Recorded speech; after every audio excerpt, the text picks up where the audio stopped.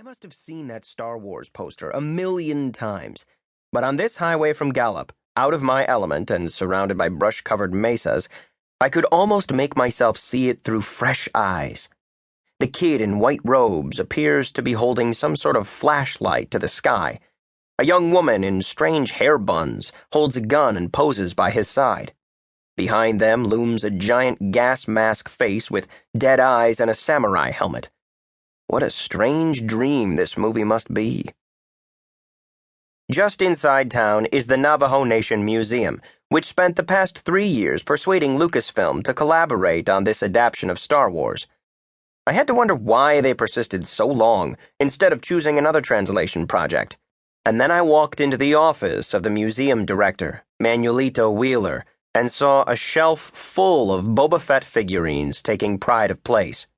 Manny, as he is known, is a big bear of a guy with a stoic expression and silver flecks in his black ponytail hair. A more relaxed and unpretentious museum director you could never hope to meet. He called me dude from our first phone call. He told me he'd loved the original trilogy ever since he caught it on VHS in his late 20s. He can more than hold his own in the traditional geek bonding ritual of quoting Star Wars lines. When I was running late for a subsequent meeting with him, we texted each other Death Star Trench Run dialogue. Stay on target. I can't maneuver. Stay on target. Wheeler could wax lyrical about the purpose of the screening, which the museum had conceived of as a way to nurture and preserve the Navajo language, but he also understood that in order for that campaign to be most effective, these matters needed to be approached the same way that Star Wars itself begs to be approached, with exuberance and lightness. Not that the need to preserve the Navajo language is not dire. The people's mother tongue, also known as Diné, is dying. Fewer than half of the 300,000 people of the nation can speak it at all. Fewer than 100,000 are fluent. Fewer than 1 in 10 can read Diné. Back in George James's day, kids were taught English in reservation schools and spoke Diné at home. These days, Diné is taught in schools, but kids of the 21st century don't care to learn it.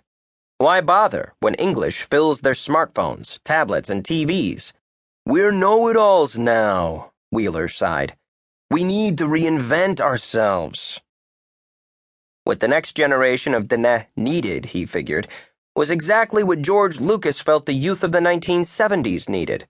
Adventure, thrills, good versus bad, a fairy tale utterly divorced in space and time from the here and now, yet also grounded in familiar themes and myths.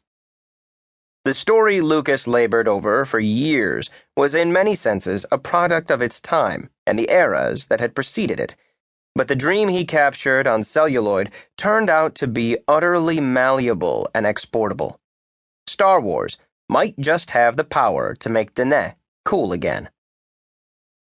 But isn't this just a form of American cultural imperialism in which native people are surrendering to the forces of Hollywood?